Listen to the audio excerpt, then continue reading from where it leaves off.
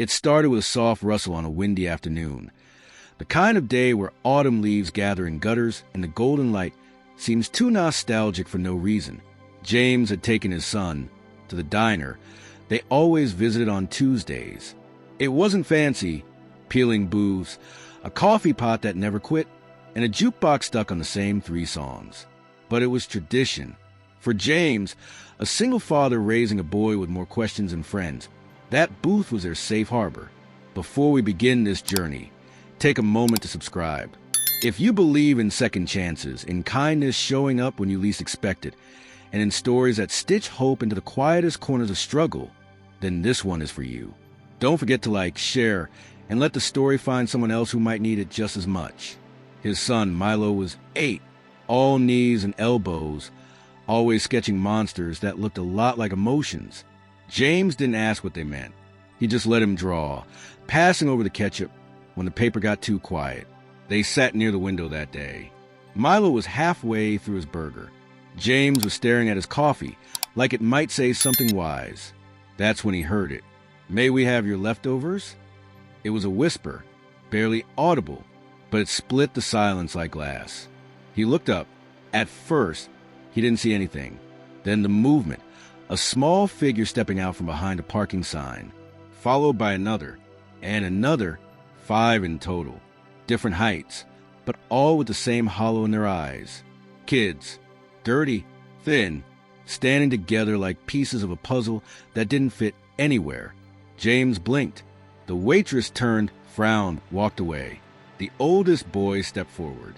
Maybe 12, maybe older, but malnourishment had a way of stealing time from the body. His voice didn't shake. "We're not begging. We saw you were done." James saw Milo freeze, fork halfway to his mouth, eyes on the girl beside the boy. A child his age with torn leggings and tangled hair, and a teddy bear clutched like a weapon. James stood, not knowing why, just that something in the way that boy spoke struck a chord he thought he'd lost. He boxed up the rest of the meal and walked outside. No words, just handed it over. The oldest took it and divided it. 1 burger, a handful of fries.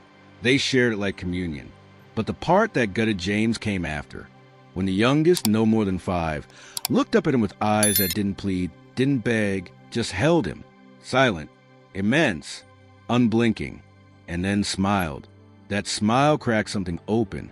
James called the police later, but they said what they always said: "We'll look into it," which meant nothing. Paperwork, maybe. Shrugged shoulders, definitely. So James returned to that diner every day for a week. Same booth, same window, waiting. They came back on Thursday.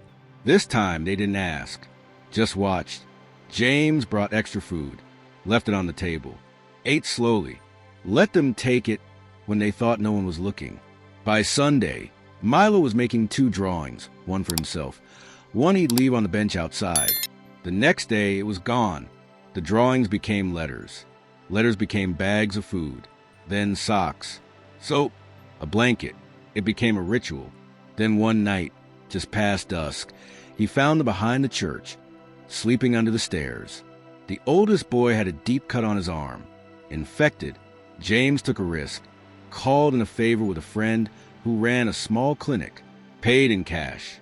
No questions. He didn't mean to bring them home. He just couldn't leave them. 5 kids, no paperwork, no parents, no answers. But they didn't cry. They didn't scream. They just sat in his living room like ghosts, like they knew what it meant to not belong anywhere. He made spaghetti that night, all he had. They ate like wolves. Milo watched them. No jealousy, just curiosity. He showed them where the towels were, gave up his room without asking. It shouldn't have worked. It wasn't legal, wasn't wise. But something in that house shifted. Slowly, softly, the girl started singing. The boy with the cut started helping James in the garage. Milo smiled more. The laughter didn't come all at once, but it came, in bursts, like sunlight through cracked shutters. Then came the knock.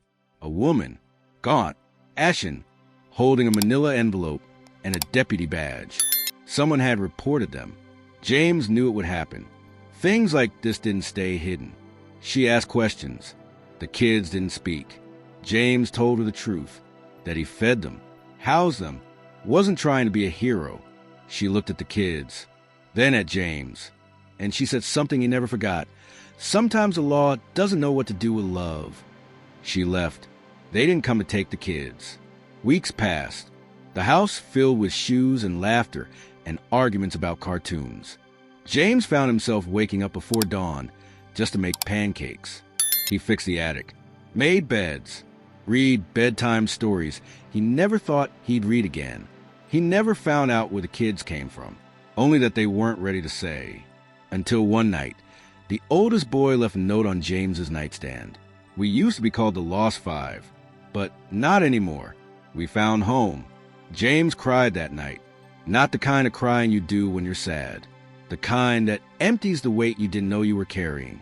He adopted them 2 years later. Legally, it wasn't easy, but love never is.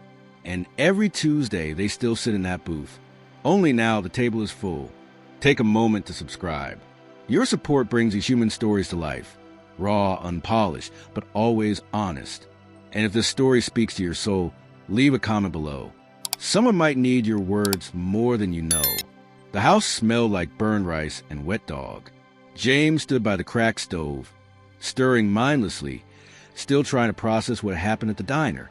The 5 kids had eaten in stunned silence, as if afraid the food would vanish. And when the smallest one, barefoot, cheeks sunken, had whispered, "May we have your leftovers?" something had cracked inside him. He saw his daughter's eyes in the boy's face. Same roundness, same silence. Grief is a language children shouldn't have to speak. But these 5 were fluent. When the waitress finally told him they had no parents, that they'd been squatting in an abandoned trailer behind the old highway station, James felt a strange, seismic shift in his chest. Something was waking up. Something fierce. Something father-shaped. That night, sleep evaded him. Instead, he sat by the window, the leftover meatloaf untouched. In the distance, the wind wrestled with the trees like it was angry with the world. James knew the feeling. He stared into the dark and thought of the girl he'd buried, of the years he'd spent in quiet survival, not truly living, just paying bills, brushing teeth, folding laundry in silence.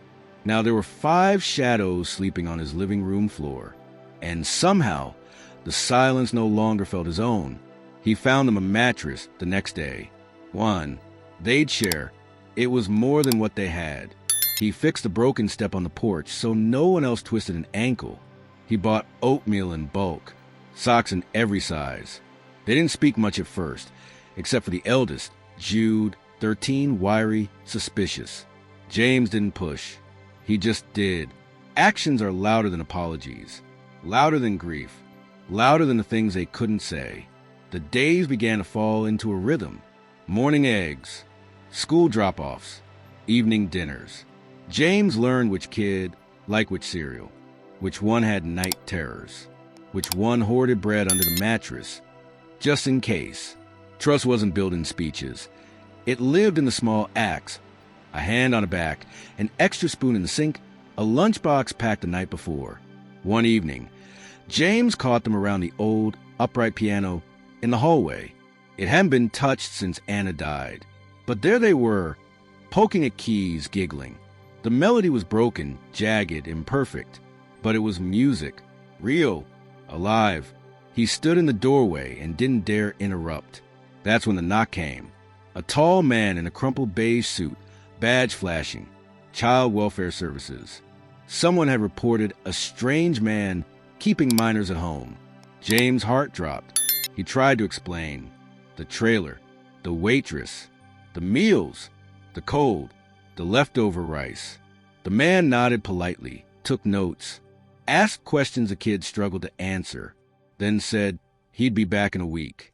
James sat on the porch after he left, shoulders sagging.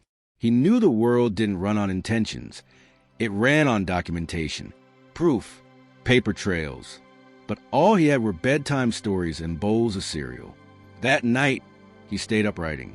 He wrote about the kids, their laughs, their fears, their favorite foods. He wrote about the day he found them, and how he hadn't rescued them. They had rescued him. The next morning, he called an old friend, Amy, a lawyer. They filed emergency guardianship paperwork. The court date was 3 weeks away. 3 weeks of walking on glass. But something strange happened in that tension. The kids began to bloom. James enrolled them in school officially. Bought a van. He even attended a PTA meeting. One day, Jude asked if he could repaint the bedroom. "Feels like ours now," he said. James nodded, heart too full to reply. At court, the judge had a skeptical eye. The state argued safety. James argued family.